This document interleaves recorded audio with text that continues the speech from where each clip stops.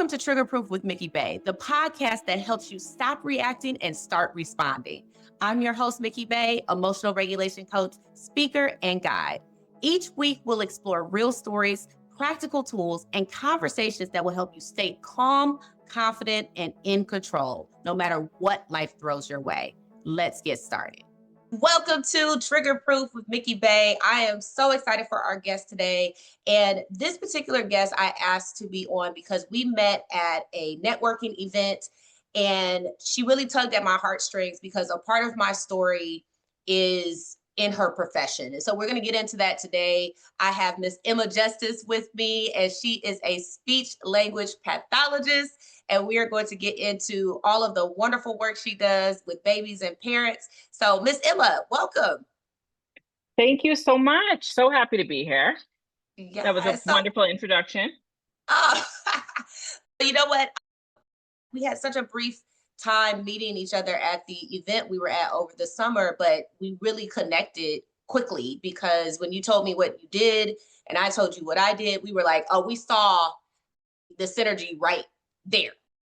And so I want to just bring in why this was an important conversation for me to have with you, and then bring our larger audience into that as well. So one of the reasons I know about emotional regulation is because of your work that you do in speech language pathology. So my son was born with a rare disorder called RFD, restrictive feeding disorder.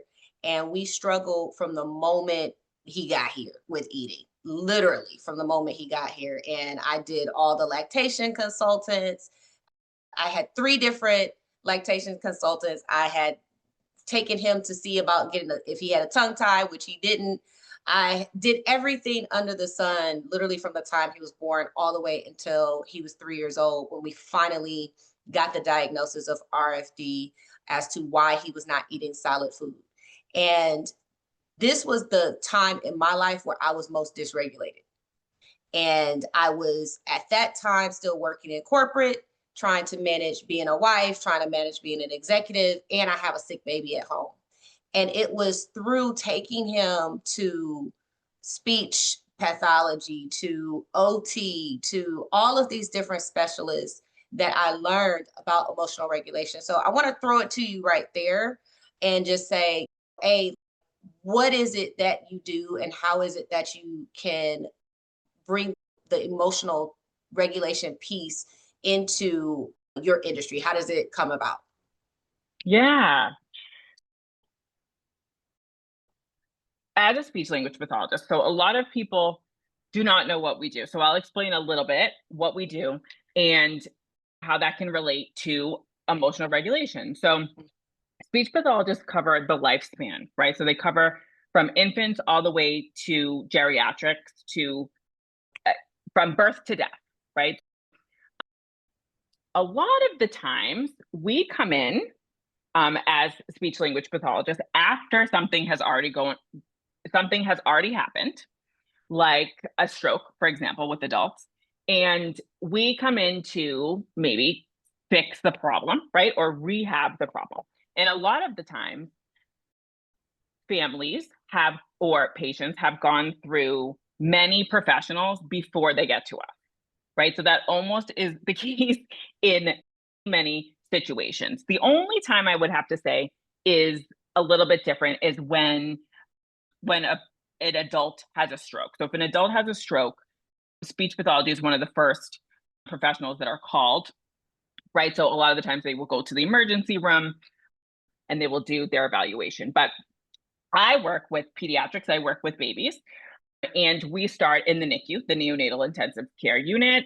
And that is where we habilitate, so versus rehabilitate. So these babies haven't learned any skills yet for us to fix, let's say. And then the lactation piece. So some of us have different areas of specialty. I also happen to specialize in lactation. So I'm also a certified lactation counselor. So I have that breastfeeding background as well. So it pairs nicely with what I'm able to do for families. So I'm also I specialize in feeding. So some of us specialize in language. Some of us specialize in reading. some of us specialize in many different areas, but I particularly specialize in feeding. So I work with a lot of families, most of the time under 5 years old, that are going through a variety of issues. So as you mentioned, with your experience, you saw multiple lactation consultants. And by the time you got to a speech pathologist, I'm sure you were beyond dysregulated and super stressed. And when the parents are dysregulated, the caretakers are dysregulated, the child is dysregulated. And we talk a lot about skills, right? So when I was first learning, or when I was first practicing, I was convinced that I needed to get in there right away and address the problem and give the parents some type of solution right there and then. And then as I became more experienced, I realized that sometimes that's not the case, right? So the biggest, really, we have to build rapport building with the baby, the child, the family, and we have to make them feel safe. So we talk about polyvagal theory, which is a theory that your body is in fight or flight, right? Your body is always scanning for danger. And kids, babies, children with feeding difficulties are in a heightened stress response at all times, right? They feel danger. And the caregiver, because they're so stressed all the time, right, don't even realize that they are putting that onto their child, into the environment, onto their partner as well, right? So co-regulation is super, super important, right? So I have to be regulated as the clinician, the parent has to be regulated, and the child has to be regulated, and everybody has to feel safe, or we can work on no physical skills. We cannot work on building skills, fixing skills. We can work on nothing unless everybody's regulated. Agreed, agreed. And you know what? I can remember when we finally got into the program that ultimately got him eating. One of the things that I told the doctor as soon as she was evaluating him, I said, I can't do this because I don't have, I'm not stable. Like, I was not in my mental state was so fried at that point. Cause at this point, it's years of Yes. going through this.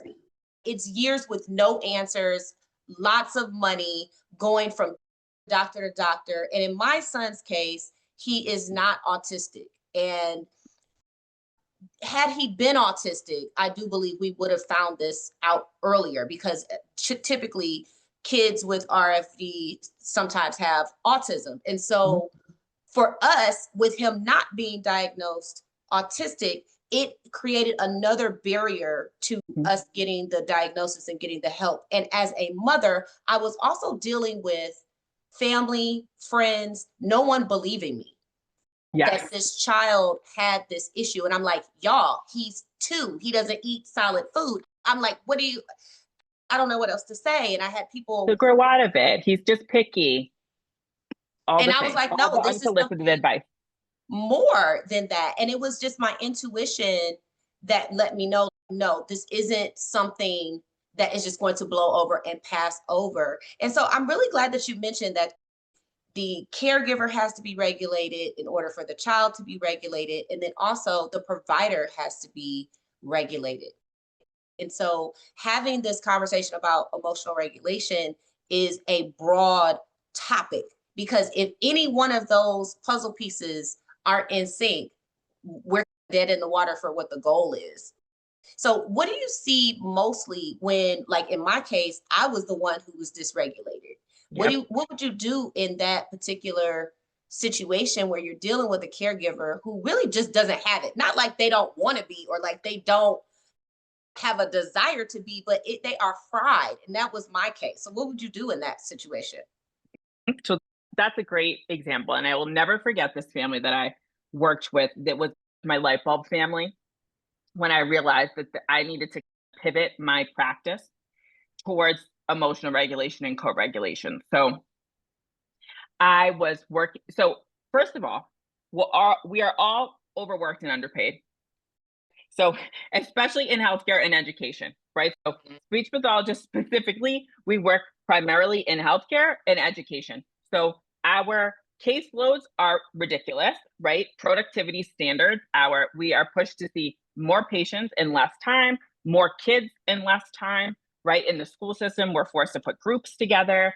So, the administration in whatever situation that you're in, you have the pressure from above. So, that is something that you can't pretend doesn't exist, right? So we are all oftentimes stressed. We're all running around, right? So I realized one day that it is not this family's problem that I have a patient in the waiting room that's immediately after them.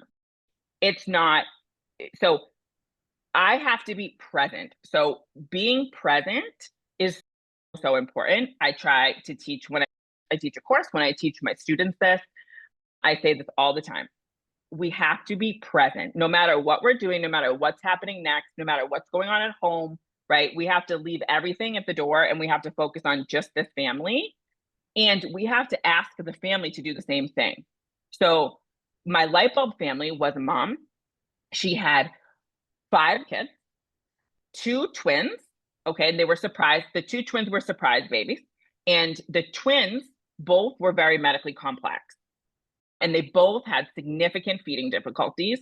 One was deaf and hard of hearing. The other one also had multiple other things and feeding difficulties, and then the other one I was seeing specifically.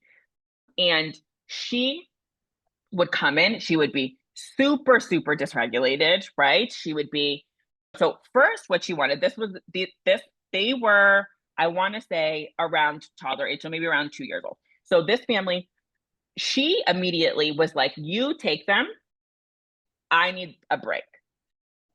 And sometimes with speech therapy specifically, or occupational therapy, or in some feeding therapists do this as well, they will take the child, the family will stay in the waiting room, and they will take the child in. However, that is not how I practice, because I think I'm only with this child an hour a week, 30 minutes a week, right? The caregiver is with this child all the time. So you have to see, if we can't work as a team dynamic, then this is not going to work, right? This is not going to work. What I did right away was give her my spiel about everything going on at home. I can't imagine. And what we also do is we don't listen to women. So nobody listens to women. It happens all the time. So the first thing I did was ask her how she was doing, how she was feeling, and what she wanted to gain from this. How did we get here and what she wanted to gain from this, and validated all of her concerns. And that was an immediate, I could visibly see exactly stress relief. This is like basically you're the first provider that has asked me that. And she just completely let loose, talked to me about it. And I said, I completely understand, validated her concerns, and said, we are going to leave. We have this next 30 minutes, 40 minutes, whatever we had left, to be together, to work on what we need to work on, and we have to do this together. And the best case, I'm a jewelry person, so I love bracelets. My beads help me regulate, right? So if I'm feeling stressed, I will use my beads. Sometimes I have a ring that spins, that helps me. There are different things when I feel myself wandering, or I feel myself getting dysregulated, I'm thinking about something else, or I bring myself back. It helps me ground. And breath. I'm always paying attention to my breath, and teaching this mother this in this one session, I feel as though really set us up for success for the remainder of the session. So that's one tool that I use, is if we are regulated, that's the easiest way to get the child regulated. 100%. And what's so interesting is that in my journey with my son, When I learned to regulate, not only did he also regulate, number one, and this is one of the sayings that I say this at least once a week to a mother. Usually it's a mother that I'm coaching, that regulated children have regulated parents. And and this is critical because we cannot expect a child who doesn't have a frontal lobe yet, right, to be able to to handle all these strong emotions when you cannot. And you're a big grown adult, right? You at your real big age and you can't do it. And so it was a really big turning point for me to learn emotional regulation in that moment. And it was critical. And what ended up happening was, as I released the emotion out of my body and out of my brain that was taking up a lot of brain space, he started to improve, not just behaviorally, but behaviorally, physically, actually starting to eat and make progress as a result of me getting myself together and getting energetically off of him. And when I got to the point where I was able to just completely relax and just be like, you know what, I take my hands off the steering wheel here. I'm in complete surrender. We finished the program without him eating solids. However, not even 2 weeks after we finished the program, he eats by himself, right? And it was, you can imagine, for me, it was a monumental moment. And now the boy eats like a truck driver on the road. He is inhaling everything. And I'm so happy to see it. So I want to talk to you a little bit about, you said something earlier that I haven't heard this term, like medically complex. And my goal with this podcast is like, even if you've never had this particular situation, like the situation we're talking about is like really niche, but even if you've never had a child who has feeding difficulties, if your child's ever been sick or broken a bone, or there's something that's going to happen that is going to challenge your emotional state. And when you said this mother had two kids who, what was the term that you called it? Medically complex. Medically complex. Medically complex. I want you to talk about, to those people who are in those types of situations, what support is available for them? What kind of resources are available for people who are in these kind of like anomalies of situations? Yeah, yeah. So that is, I'm so happy that you brought that up also. So there is a lot of support out there, but it does have to be found. So a lot of the time, there are different doctors' offices offer case management, right? So sometimes there's a case manager that can help manage a variety of appointments. And through that, there's social work, right? So there are social workers, there are therapists, there are also support groups oftentimes. So whatever your specific child's diagnosis is, for example, there is usually some type of parent support group. So if you Google it, a lot of the times, let's say just for example, autism, right? So parent support groups for autistic children in Boston, Massachusetts. You can find something. Facebook also is a huge, and social media can be also has its evils, of course. We can't pretend it doesn't. However, there are a variety of support groups on Facebook that parents can join. So RFID is another one. So avoidant restricted food intake disorder, parent support group is one. Melanin Mass Moms is another one. So there are Facebook groups that families can, and through these Facebook groups, oftentimes it's nothing even formal, right? It's one mom that's, hey, I decided that I'm going to go to this coffee shop every Saturday if anybody would like to join me. And then it becomes a thing, right? So there are organizations, right? Also, Feeding Matters is another one. Feeding Matters offers a parent match. So they will match you with, if you join this program, The Power of Two, they will match you with another family that's going through something similar that is completely free, and that has been very beneficial to some of my families as well. So there are resources available and ask somebody. Just ask one person. Ask the pediatrician, ask your lactation consultant, ask your child's teacher. If it's an older child, right? Ask your child's teacher. There are things available, and usually professionals in whatever position we are in, we have some type of access to get you connected to some type of support group.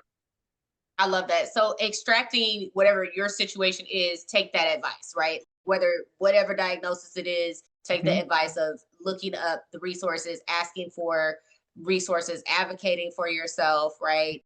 And making sure that you're getting the information that you need for you and or your child both.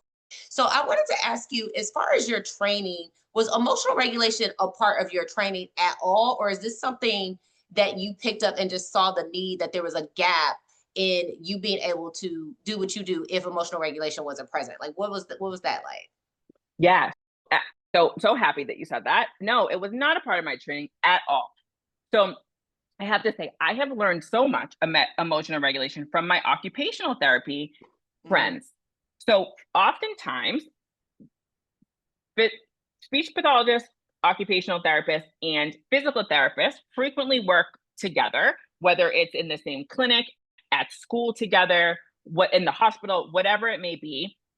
Sometimes that's the rehab department, they'll call it, or related service department if we're talking about schools.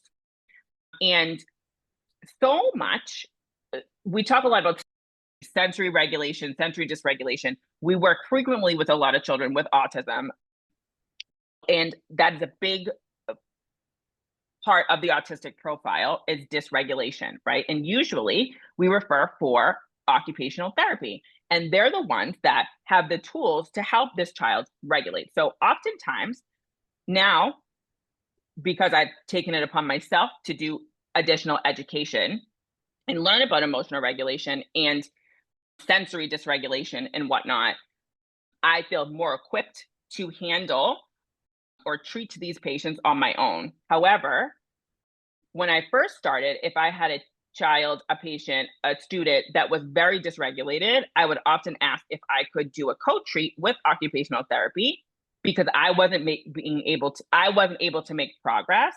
And Mhm. we either hit a plateau or I felt like I couldn't do my part because the child was so dysregulated or the caregiver was so dysregulated and I couldn't get anywhere. And so I learned a lot from them, and they will use a variety of tools to help the child regulate. And then I learned from one colleague that I had who was just absolutely incredible about co regulation in regulating the caregiver as well. And then I took it upon myself to do some continuing education and some research on emotional regulation, co regulation, breathing, and how it all comes into play with what I do.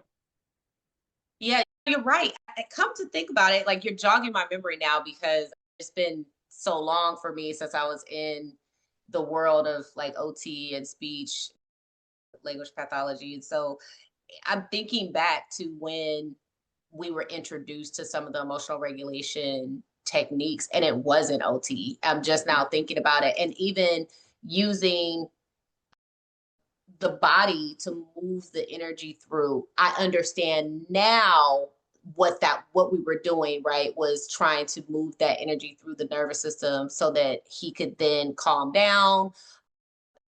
So many things that are a part of my everyday life now as an emotional regulation coach it was foreign to me, and that's one of the reasons I want to have this conversation, because it's wild that we deal with emotions every single day, and yet there's really no one, you and I and some other professionals out there, but it's not like this conversation we're constantly having about how to deal with emotions, and then how to deal with emotions when you're in crisis, right? When there is a health issue here between you or your child, there's there's not this larger, broader conversation. So that's what I'm hoping to do with this podcast is, no, maybe your child doesn't have a feeding disorder or is never going to see a speech language pathologist. But my hope is that you can take this conversation and extract the information for whatever your particular thing is and say, okay, I can see how I can use emotional regulation for my son or my daughter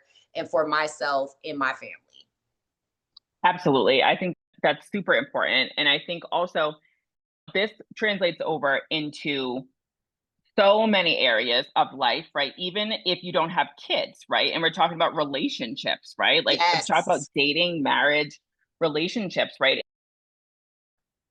If we aren't able to regulate, how can we expect the same from our partners, right? If we are just, uh, if we are reactive, right? So a big part of emotional regulation is not being so reactive, right? It's taking a step back, being present, or being proactive instead of reactive, right? So if we don't have the tools yet to be proactive, or preventative, to prevent a situation, right? And then we become reactive. Is there anything that we can do to check ourselves, right? We're not all going to be perfect. We're not all going to be perfect all the time, but is there something we can do in that moment to pivot? Or after, if we don't have the emotional tools to do that yet, afterwards, can we reflect and say, like, Yes. how can we do this differently next time?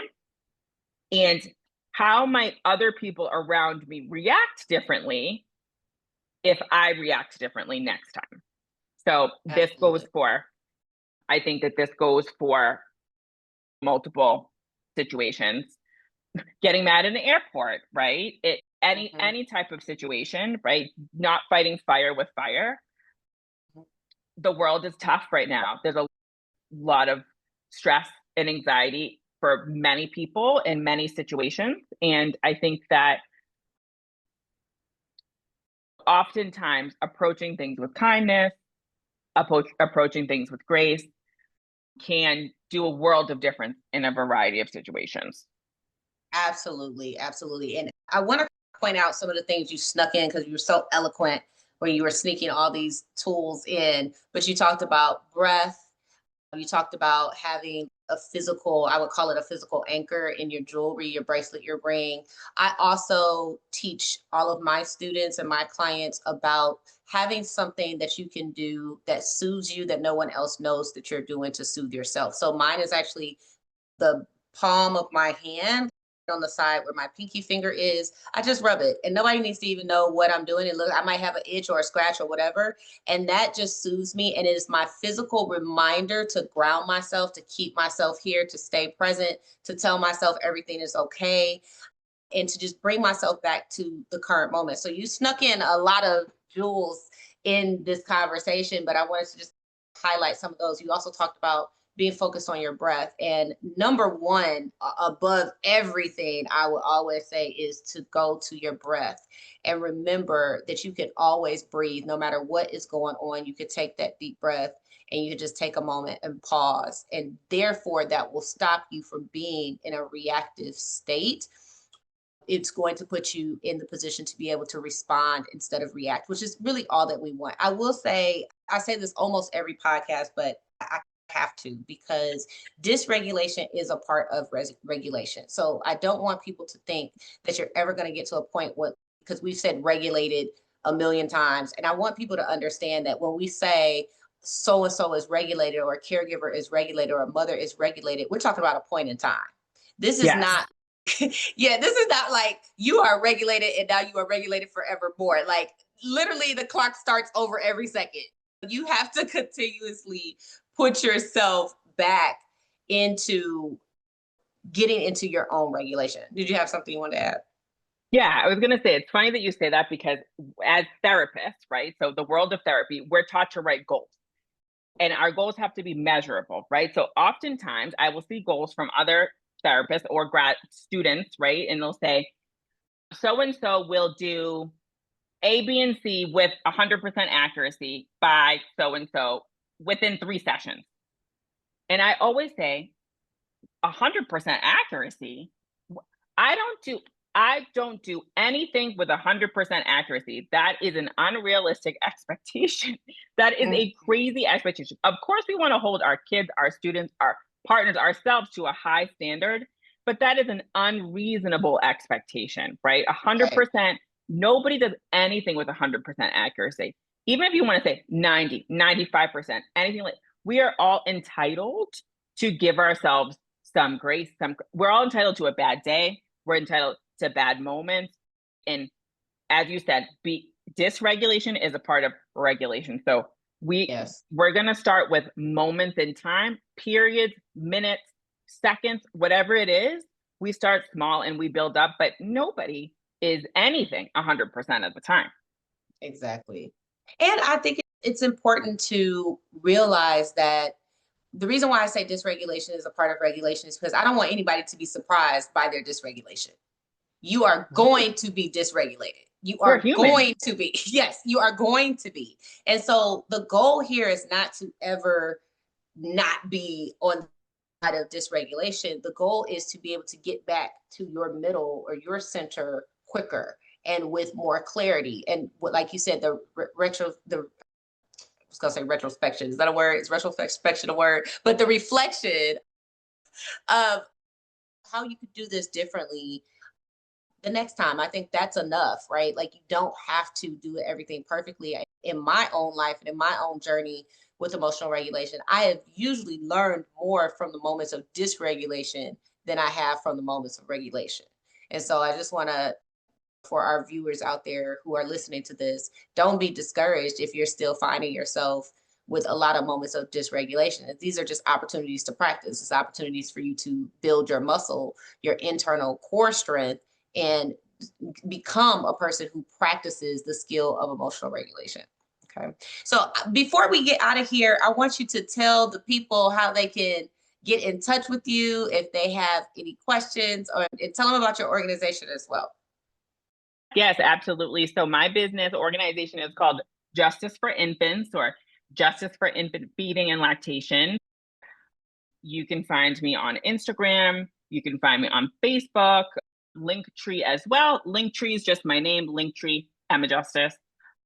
You can contact me through a variety of ways, just through that one platform. But I do parent coaching, I do therapy, telehealth, many different things. So if you're in another state, if you're not in Massachusetts, that would be parent coaching. And we can't do therapy, let's say, but there are tips and tricks I can provide and point you in the right direction to whoever you need in your state, your area. Yeah, that's how you find me. Yes, thank you so much, Emma. This was a conversation that brought me all the way back to memory lane for where I discovered emotional regulation. And I know that this will help people on their journey as well. So thank you for all the work that you do, for all the parents, the caregivers, and the kids that you help on a daily basis. You're such an integral part of these people's lives. And I just want to give you your flowers for the hard work that you do and let you know that it matters. I am one of the people who really is a recipient of people like you who pour into children who are not their own to make sure that they have the lives that they deserve. So thank you on behalf of all of us. Thank you so much. You're so welcome. Thank you. You're welcome. All right. So that's it.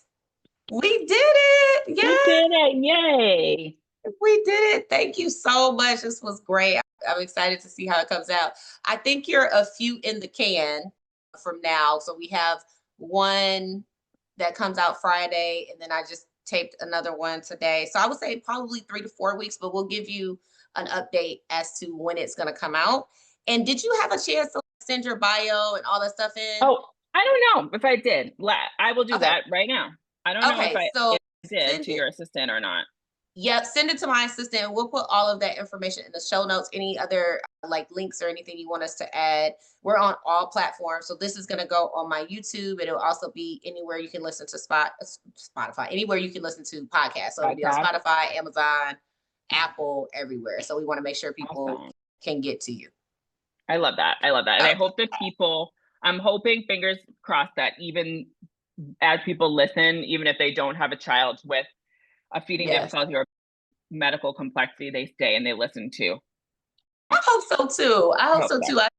I thought we did a good job of kind of making it more broad. And even if not, oh, it's gonna be who is for. Like who Oh is yeah, of for, who course. is for. You're right. You know what I mean? Absolutely. Like this morning I did a podcast with my coach, and my coach is like super deep and spiritual and like way up here. And I was like, Lord, this gonna be who it's for. It's just gonna be Yep. who it's Absolutely. No, you're right. You're it's right. gonna be who it's for.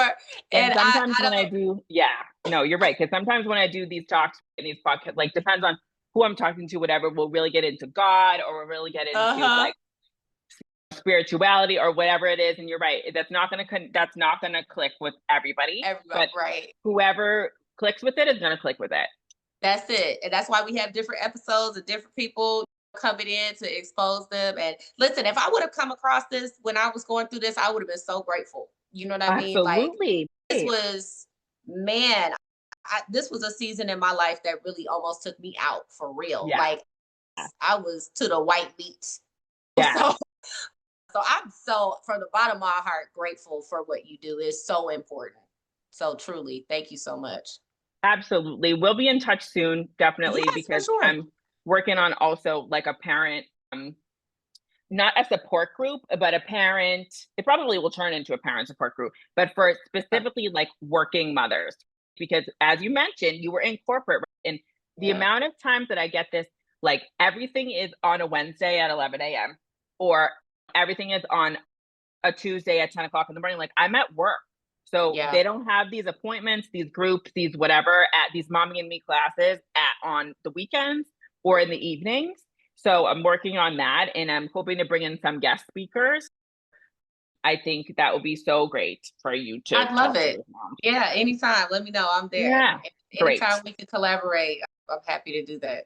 Would love Well, let me to. give you the rest of your off day back. Go ahead and enjoy, and we'll Bye talk soon. bye. Okay, Thank bye you so bye. much. Talk to you soon. Bye bye. Thanks for joining me on Trigger Proof with Mikki Bey. If this episode resonated with you, share it with a friend. Don't forget to subscribe so you never miss an episode. And if you're really ready to dive deeper, download my free emotional regulation bundle. It includes my ebook, workbook, and a masterclass to help you start regulating with confidence. Find the link in the show notes. And until next time, stay steady, stay grounded, and stay trigger proof.